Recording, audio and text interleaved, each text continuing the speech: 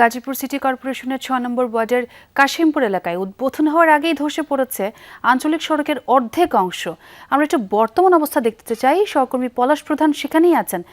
পলাশ, যদি আমাকে শুনতে পেয়ে থাকেন, উদ্বোধনের আগে এভাবে সড়ক ধসে পড়ার কারণ কি বলছে আসলে কর্তৃপক্ষ, এবং এলাকাবাসীও বা কি বলছে?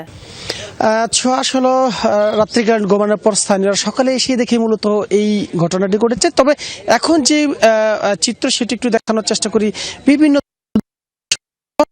স্থানীয়রা মূলত এটি কেউ কেউ আসলে ছবি তুলছে ফেসবুকে, কেউ বলছে দুর্নীতির কারণ, কেউ বলছে এই যে পাশে যে তুরাগ নদী রয়েছে শাখার, সেটি আসলে খনন করার কারণে মূলত এই সমস্যাটি হয়েছে।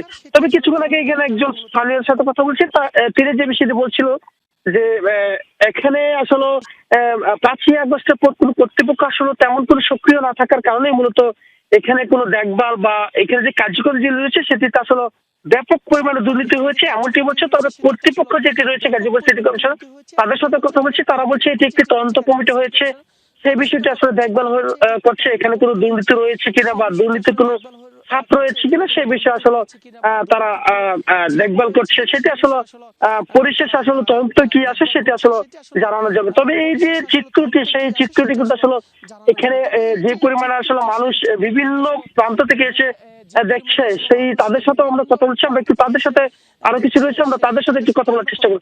কি হিসেবে আসলে কি কারণে মূলত এরকম রয়েছে, কি মনে করেন? প্রবল ছাপ এই জায়গায় দেখা যাইতেছে, কারণ আমাদের এটা বর্ষার সময় জোয়ার থাকে। এখন বর্ষাকাল না যে এটা জোয়ারে ভেঙে যাবে বা এখান দিয়ে কোনো ভারী যানবাহনও চলাচল করে না। এই সম্পূর্ণ একদম নীরব রাস্তা, এটাই এভাবে ধসে পড়ছে। কিভাবে দুর্নীতি হয়েছে এ জায়গায় দেখা যাইতেছে। আপনি দর্শকদের দেখাতে পারবেন, প্রত্যেকটা মানুষ এই জায়গায় জানে, প্রত্যেকটা মানুষ এই জায়গায় জানে যে এখানে দুর্নীতির প্রবল ছাপ রয়েছে। আমরা এর প্রতিবাদ জানাই যে এতদিন পর আমাদের কাশিমপুরে এই পর্যটক এরিয়ার এত সুন্দর একটি রাস্তা হয়েছে, সেই রাস্তাতেও দুর্নীতি হয়েছে এবং সেটি এই যে চিত্রটি, এটি কিন্তু আসলে বিভিন্ন প্রান্তের মানুষ বিভিন্ন আসলে চোখে দেখছে। আসলে এখনো পর্যন্ত যে তদন্ত শেষ হয়নি, সেই তার মানে আসলে তদন্ত কমিটি গঠন হওয়ার পরেই আসল কারণ জানা যাবে। অনেক ধন্যবাদ পলাশ।